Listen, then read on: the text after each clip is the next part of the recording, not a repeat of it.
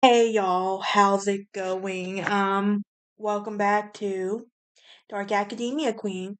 We are on episode 56. Man, we're almost to episode 60. Oh my gosh, can you believe it? If you're new here, please hit that like button, ring that bell for notifications. Also, subscribe. Please help a girl out. I really would appreciate it.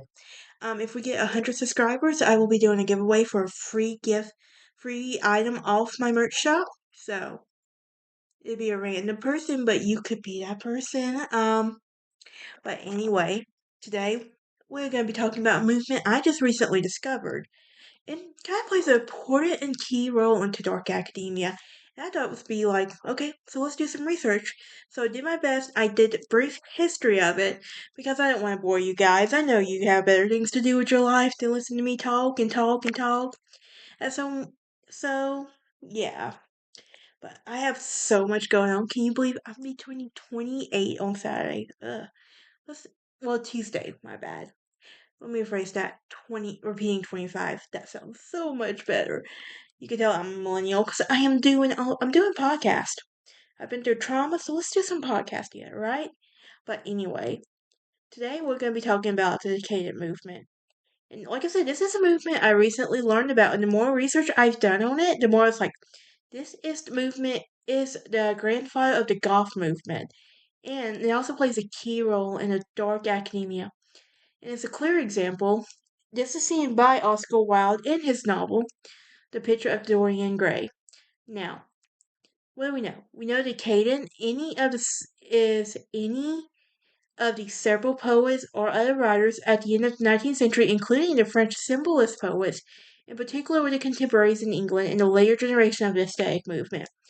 Both groups aspire to set out the literature and art free from the materialistic preoccupation of the industrialized society, and in both the freedom and some members' moral hopes to enlarge um,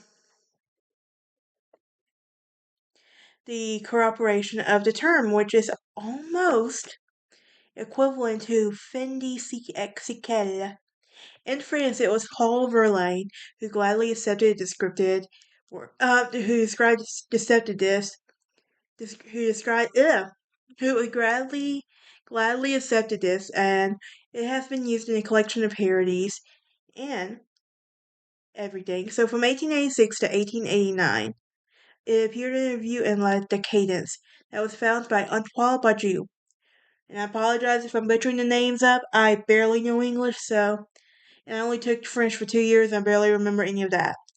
But anyway, Witherling among its contributors, indications claim to have Charles Baudet as the inspiration that was encountered by author Rembrandt, Stephanie Morland, and Tristan Combier among them, and other significant figures and novelists such as Horace Carl Heisman, who developed an interest in the aesthetic, esoteric and whose Rebels um, was called by Arthur Siemens the Breviary of the Decadence.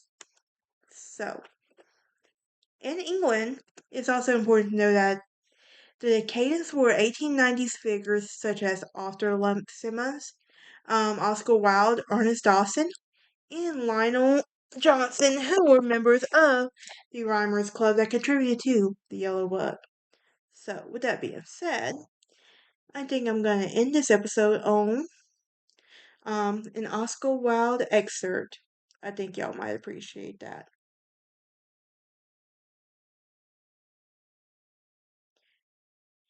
Hmm.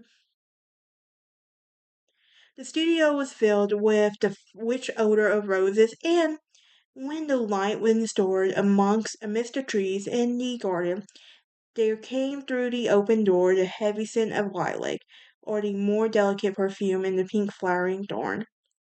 From the corner of the divan of the Persian saddlebags, on which he was lying, smoking as he was, innumerable and cigarettes, Lord Henry Wotton could just catch the gleam of the honey sweet in whose tremulous branches seemed hardly able to bear the burden of the beauty so flame like as theirs. and now and then the fantastic shadows of birds of a flight fitted across the towards their silk curtains. With that. But that is it for this episode. I know it was short and sweet, and you got the wrong aiming for, but that's okay. Um, I'm hoping to get the Catacombs of Paris for my next episode. Please bear with me. I'm doing my best. It's just when you have two different people, you have busy schedules, and you have to make sure they align. But with that being said, I'm going to call it this episode an end, and I will see y'all next time. And I'm going to get back to watching the 7M documentary on Netflix right now because I'm so obsessed right now.